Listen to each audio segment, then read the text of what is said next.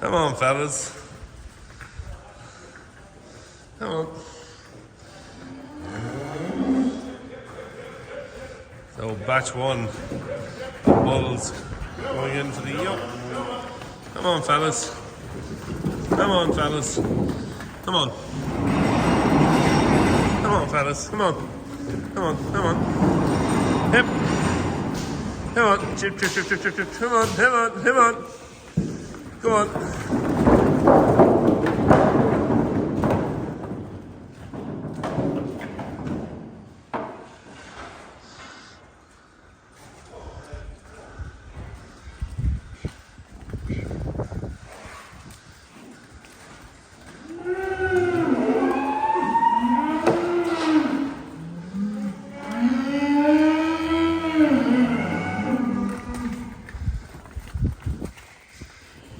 Come on, fellas.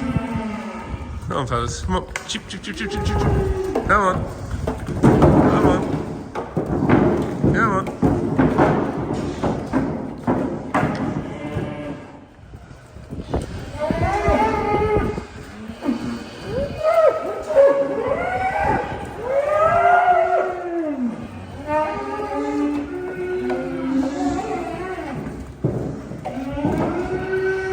Come on, fellas. Come on. Hip. Hip, hip. Hip. Hip, hip, hip.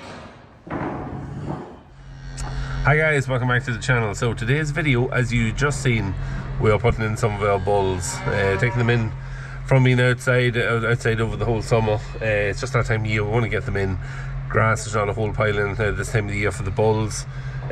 These are still quite settled. We've had them in the past where they've gotten a little bit, we'll say, unsettled, and they start tearing ditches and trying fighting and just mucking the place up.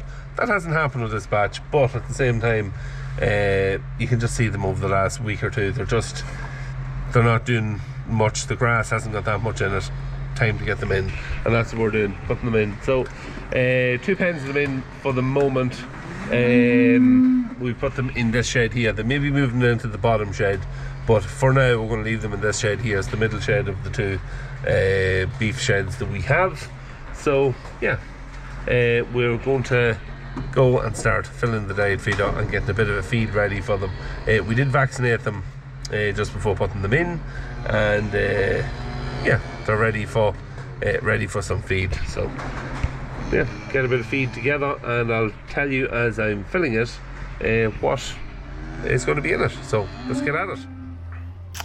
Alright, so here we are loading the feeder in just slightly speeded up, putting in bales of silage rather than opening the pit. Don't open the pit yet. We haven't enough cattle in yet to warrant opening the pit. Plus we had a few bales left over from last year that we just want to get used up. There's 12 bales I think in one field. There's probably 7 or 8 I think in the other field. Now the 7 or 8 are quite dry, but these 12 here that I took home, they're just a little bit on the wet side. They were made sometime around mid to late September last year. Remember what the weather was like then. It was a bloody nightmare. So a dry day or 2 days come, and we just baled it up, mowed it down, baled it up, and this is it. So it's a little bit on the damp side. It also wasn't chopped because for some reason the bit of dampness in the grass, and whatever way the grass was, it was blocking up, going through the knives on the baler. Them John Deere balers are a bit of an animal to put grass through them, but on that day it just didn't seem to want to go through it. So I popped the knives down and just let it and put it in without chopping it. The cows ate the most of the rest of the bales, but these few that's left, we're going to try and use them up anyway over the next day or two.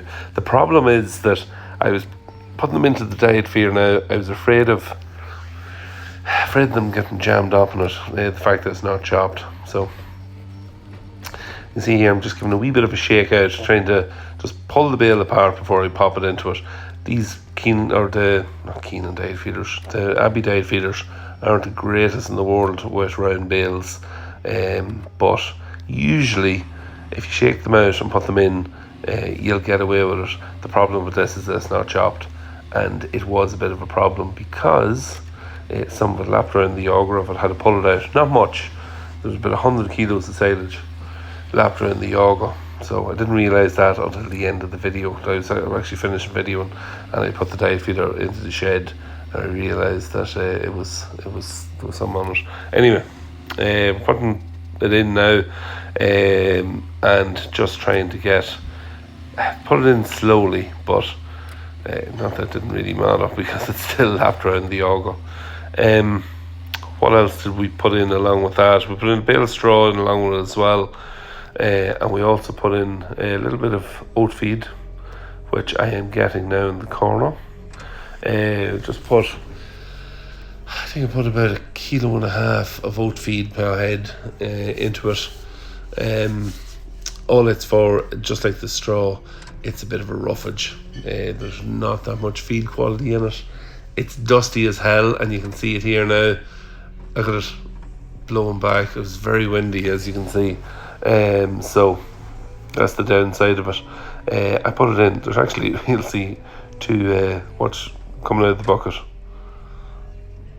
2 drums, which had been used earlier on in the day, which I didn't realise was still in there. I didn't leave them in it, so I didn't know they were there. It was just when I tipped it out. So luckily enough, they didn't end up in the feeder.